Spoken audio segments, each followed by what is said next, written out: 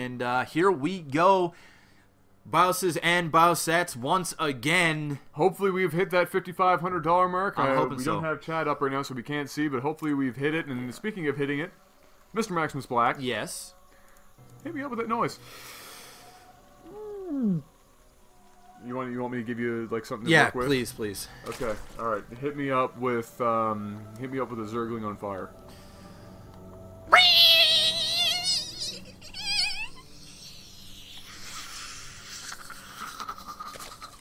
Thank God you're the one that did that. My voice would never have gotten that high. That's how I vision a Zergling on fire. You know what? That's pretty accurate. Yep. Over here in the left-hand position, we are looking at Mr. Slush, of course, and up here in the other, on the right-hand position, we're looking at TT1, the dominant force so far in this best-of series. Yes, sir. And Dual Sight. This is a map that I'm going to say is definitely a more Zerg-favored map. Lots of open space, lots of places for surrounds.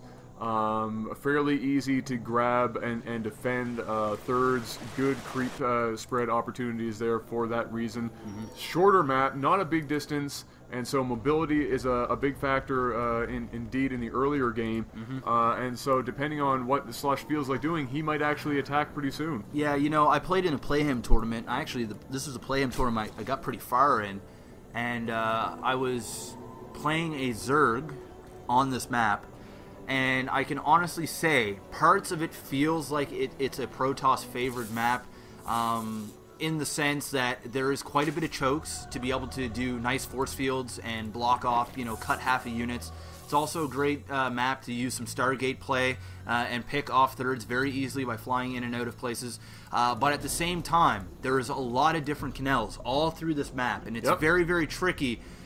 For a good Zerg player, once he starts doing that creep spread, once he starts working his way around the map with speedlings, it can be very, very difficult as a Protoss player. So, you know what? I kind of think it's fairly balanced. Oh no, I wasn't saying it's not a balanced I'm not map, arguing with you. I'm just saying. I'm just trying to explain how I feel about the map from my experiences. But I do totally agree that in some cases, depending on how the game is played, it can either favor. Or play against. Like you were saying, I mean, there is a lot of open air here to hide things and run in and out. I mean, the edges of the map have a lot of room to be hiding air units, and so, again, that can go either way.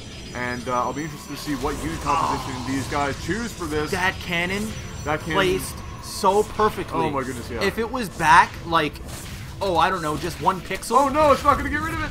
It's focusing on the Zerglings. He got rid of that one cannon. But this cannon here, if he starts attacking this Nexus, it's got its range, which is so mint, and it's just right at the edge. And if it wasn't, he would have been able to deny this Nexus, and that would have been absolutely huge for Slush. But Slush, you know, not overcommitting, not trying to run into the base, because if you were to try to run into the base, this cannon will take out most, and then of course probes will be able to pick off the rest. But instead, he's just trying to deal as much damage as he can. He's just sitting there, and no, these lings are going to go down. These are going to go down. He found his sweet spot there for a second, but it was just a little too late. So TT1 looking pretty good right now. That was a successful open. A little scary probably for him for a quick second. But once he realized that cannon had its range, he was all gravy on that gravy train. Toot toot. Yummy, I love that gravy train. Double dip. All that gravy train. Whoa. Double dip. I can't stand sharing a bag of chips with somebody that double dips. Sharing a bag of chips or sharing chips and dip. You know what I mean? Okay, well the chip's not a problem, but the dip, you know what I mean? Yeah, no. It's like that even when I have chicken wings and I get the wing sauce on the side. Is it okay though? Because what I do sometimes, you bite, and if it's a big chip, you turn it around to the unbitten end. It's unacceptable. I'm sorry. Still unacceptable? It's, in my books, for chicken wings, I'm black. I don't share. Okay, well, chicken wings, no. You don't double dip wings. No. That's definitely unacceptable. But how do you double dip a chip? How big is the chip, Adam? What are you mouse biting these chips? No, you got one piece of chip. You can get pretty big ruffles. I can see maybe a chicken strip, but even still, you get like a pretty big ruffle, right? And you load up a ton of dip on one end. You do load up the dip. I do. Same with Philadelphia cream cheese. I've seen this guy eat a bagel. Oh, I've seen him eat Philadelphia cream cheese in the bagel. It's kind of messed up. Yeah, there's more cream cheese in the bagel. Look, don't double dip over there, all right? No double. Just drop it. No double dipping. No double dipping. right? Under any circumstances. Well, is that a third going up here That for is Slush? definitely a third going up for Slush, and I like it. Last time, every single time that Slush has been going up against this Nexus first sort of deal, although the Forge went up first this time because he scouted a fast spawning pool.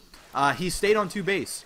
And I really like the fact that he's grabbing a third because, well, he can. Do it now because he has time. Yeah, there's no aggression going to be happening unless there's a Stargate in here, which there is not. So I'm liking this. There's just the one Zealot that is going to be kind of annoying, unfortunately. But that's really about it. It's just going to be annoying. It. It's not going to kill anything major. It's not going to pull anything really away for the most part. He's just going to be able to get this queen out, and then he'll be okay. Yeah. And back up there, like you said, there's no risk of any harassment or any major pushes here because he doesn't have the gateways for it. He knows that he's not going to be, he's going to at least have 2 minutes before anything major comes. So he's going to be able to get up this third, and he'll be able to hopefully keep up with the macro of TT1. That's been, like you said, the major disadvantage for Slush, is he's been falling behind economically, not able to keep up necessarily, and in the end, that ends up being a major contributing factor for TT1 taking it early.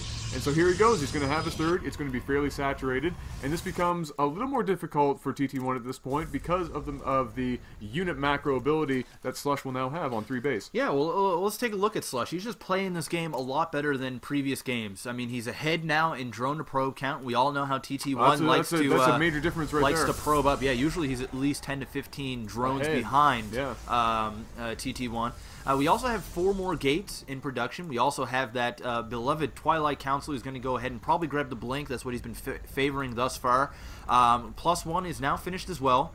Both players are just macroing at this point. I think it's going to boil down to whenever TT1 decides to push out a little bit, once these Overlords see it, then he'll start really producing those roaches and those lings, and he is pushing out now. There's a nice little roach cycle there from the high ground. He's got a probe on his way down. He's probably going to drop down that proxy pylon in around this area. And there it is. Quite a number of roaches actually being produced right now. He had 10. I think in total he might have, I don't know how many, but he has a couple out on he's the got field 7 already. now, 7 on the field, and 9 some now, more on the way. Yeah. So he's actually going to have more than enough to actually deal with this Protoss threat. And you can see the proxy pylon being canceled, and TT1's going to go back home. He knows that's not going to work. Well done by Slush. Yep. He is now still up in the food count. Most of that is attacking units, although he might also be ahead in worker count. I'm not sure. But this is, like I said, a much better scenario for Slush because he is able to macro up those units, unlike he was in the previous games. Yeah, he's just not being dominated this game. He's holding his ground. He's saying, all right, you want to come attack me? I'm going to be ready for you. Let's duke this out like men. And TT1 is basically like, okay, no, I'm going to wait for my buddies after school, and then I'm going to jump you, sort of thing. And you know what? I like that style of play because if you overextend yourself against the Zerg, you find yourself in a bad situation. It could be GG no re. Yeah, and, you get in that weird place where they win that fairly major battle. Maybe there's only like a 12 unit on 12 unit scenario. Yep. You get wiped out, and then it's just a lot of lings that come and storm you, and that's all they need to win. Yeah, absolutely. We have +2 now finishing up. We do have an observer now coming out on the field. Maybe we'll even see a couple of Immortals this game. I would like to see Immortals. Yeah, well, he's already got Blink, so we're obviously going to see some Blink micro against these Roaches, but they only can do so much, right? If the Roaches can get in very quickly, it doesn't matter how good you are at Blink, they will still deal quite a bit of damage. The dangerous part here for Slush is that he's not upgraded. His opponent is upgrading and upgrading heavily. And is that +2 or +3 finishing now? That's going to be +2. That's +2. So he's got +2 now. And there's the observer 0. for that specific reason. Exactly. Nice blink down, picking off with 3 more roaches there. And he's just going to start running his way over this map. And Slush just frantically trying to get out of here. Going to pick off another roach, another roach, another roach. Man, he is just slowly picking apart this army. The +2 just makes a massive difference. And now he's got Blink, really +2. He's got the Zealots. He's trying to... Slush is back home building up a massive army of roaches. And at this point, TT1 doesn't even need to push. Yep. He could go in, see how many roaches he are could there. get this high ground and just blink up into the base. Exactly. He could do a number of things here. I think he's better off going back home. He does have his Immortals coming. He's going to be bringing some reinforcements. But he's going to... he has to be careful because there are going to be a fair number of roaches. But, the numbers are building up here for TT1. And so it could be... it's these upgrades, man. The upgrades make a huge difference. These upgrades are just ridiculous. Absolutely. And just, we're 13 minutes into the game. He's +2 already. And he's been favoring the upgrades. I'm sure we're going to see +3. No, but just look at the amount of roaches we have right now. We have 34 roaches, but look at this unit composition, 30 man. Stalkers! They got an Immortal in there. Oh, We've got bad these engagement. Stalkers. He's going to probably... Yeah, there we go. He does not want to go into the Spine Caller of Death, so he's going to say, you know what? I'm going to go in here, I'm going to pick you off and make you come to my battle.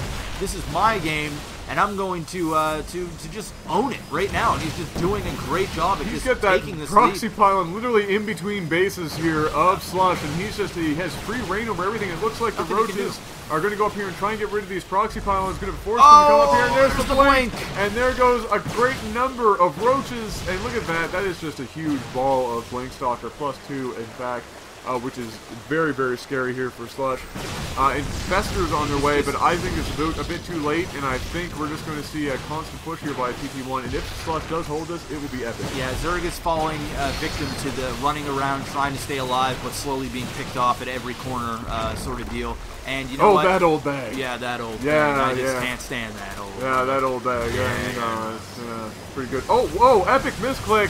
Whoa, epic roaches. And epic roaches all forced to back up. Wow. TT1, I thought that was an epic misclick, but I didn't see the roaches up here, and he's going to get rid of a lot of things, and it's going to force TT1 to send half of his units home and half of them down into those spine crawlers. There are 12 roaches being created, and choking on my own spit. There were infestors somewhere. I don't know where they are on the map. I don't even know if they're still alive right now. There are 3 infestors on the map somewhere, and so he doesn't have an observer. Oh, that's unfortunate. That is unfortunate. There is still quite a bit of stalkers down here. He's trying to do some damage. He got rid of basically all of the No, actually, those infestors are still in play right now. Wow, this is sneaky. Is he going to put down some fungal on these probes? That is the question, and still being relentless over here at the base, applying pressure. These roaches are now going back at the mineral line. The observer is almost finished. The burrow is really not going to do anything. The probe's doing a fantastic job at surrounding these roaches. These roaches are going back and forth, trying to frantically get out of there, and these roaches are going dead. Well done.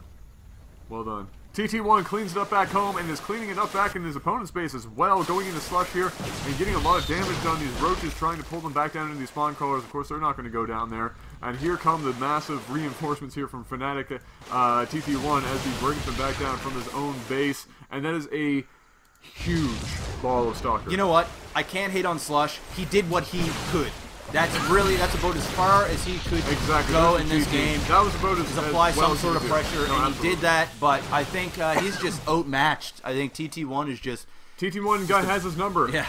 TT1 has his number, and he knows how to deal with that threat there from the Zerg. And so well done by TT1 again, cleaning it up with his Blink Stalkers on that not Nexus first this time because of that early scare of some Zerglings.